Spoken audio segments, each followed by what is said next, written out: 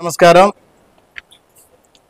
నిన్న మా గౌరవ మాచర్ల శాసనసభ్యులు జోలకంటి బ్రహ్మారెడ్డి గారి పైన ఒక సమాజంలో బహిష్కరించిన ఒక సాక్షి టీవీ సాక్షి పేపర్లో మా నాయకుడి గురించి హంతకుడని దుర్మార్గుడని రాయటం జరిగింది. నిజంగా ఈరోజు మాచర్ల నియోజకవర్గంలో దుర్మార్గానికి ప్రథముడుగా నిలబడేది పిన్నెల్లి రామకృష్ణారెడ్డి, అతని సోదరుడు పిన్నెల్లి వెంకటరామరెడ్డి. ఎందుకంటున్నానంటే గత 20 సంవత్సరాల నుంచి మాచర్ల నియోజకవర్గంలో స్వేచ్ఛాయుత వాతావరణం లేదు. కనీసం తన సొంత ఆస్తులను కూడా కాపాడుకోలేక పోలీసుల చుట్టూ కోర్టుల చుట్టూ తప్ప ఈ కాన్ఫరెన్స్లో ఏదీ కనపడదు. అలాంటి మీ యొక్క జీవిత చరిత్రలో చూసినట్లయితే ఈ మాచర్ల నియోజకవర్గంతో పాటు రాష్ట్రంలో కూడా అరాచకానికి ప్రథమంగా ఈ మాచర్ల నియోజకవర్గాన్ని చేసిన ఒక దుర్మార్గములు ఈ పిన్నెల్లి రామకృష్ణారెడ్డి కాదా అని ఈ సందర్భంగా అడుగుతున్నాను. గతంలో ఏది చేయాలన్నా కానీ, ఏ పనులు సొంత పనులు చేసుకోవాలన్నా కానీ ఆనాడు రామకృష్ణారెడ్డి అడ్డుపడేవాడు.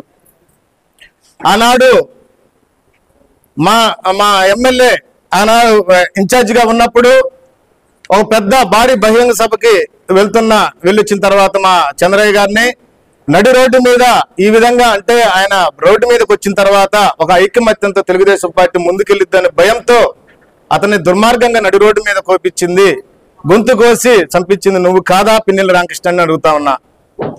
గతంలో మా నాయకుడి మీద 7 మర్డర్స్ అని చెప్పేసి అంటున్నావు.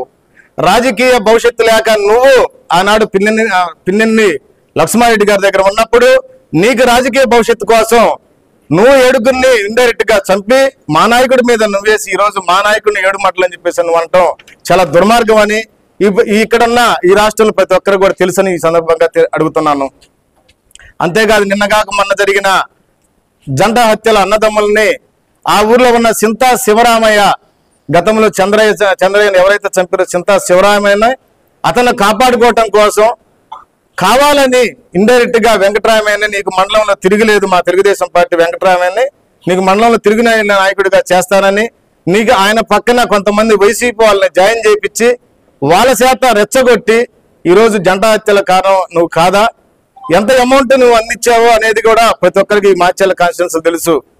ఇక మా ఎమ్మెల్యే జోలకంటి బ్రహ్మారెడ్డి గారు మాచర్ల నియోజకవర్గం ఎక్కడ కూడా వైసీపీ వాళ్ళని కాదు తెలుగుదేశం పార్టీ వాళ్ళని కూడా ఎలాంటి గొడవలకు వెళ్ళొద్దు, ఎలాంటి అక్రమాలకు పాల్పడద్దని ముందే మాకు వార్నింగ్ ఇచ్చిన ఈ రాష్ట్రంలో ఏ నేత కూడా లేదు నాకు తెలిసి. వైసీపీ వాళ్ళని మన ఈ మధ్య శ్రీరిపాడులో ఎస్సీలు పుట్టుకుంటే వారిని కూడా ఒక పక్క 26 మందిని వైసీపీ వాళ్ళు 26 మందిని, టీడీపీ వాళ్ళని కూడా 26 మందిని 307 కేసు పెట్టించి న్యాయం కావాలి నాకు, దుర్మార్గాలు ఈ కాన్స్టిట్యున్సీలో వద్దు అని చెప్పేసి చెప్పిన ఒకే ఒక్క నాయకుడు మా నాయకుడు జోలకంటి బ్రహ్మారెడ్డి గారు.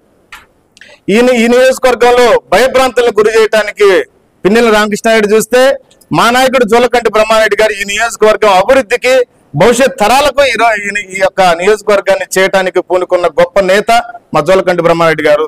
నువ్వు ఇలాంటి హత్యలు చేశాడని, అక్రమాలు చేశాడని కనుక నువ్వు చెప్పినట్లయితే ఇలాంటి ఎన్ని చెప్పినా కానీ ఈ నియోజకవర్గం నమ్మదు.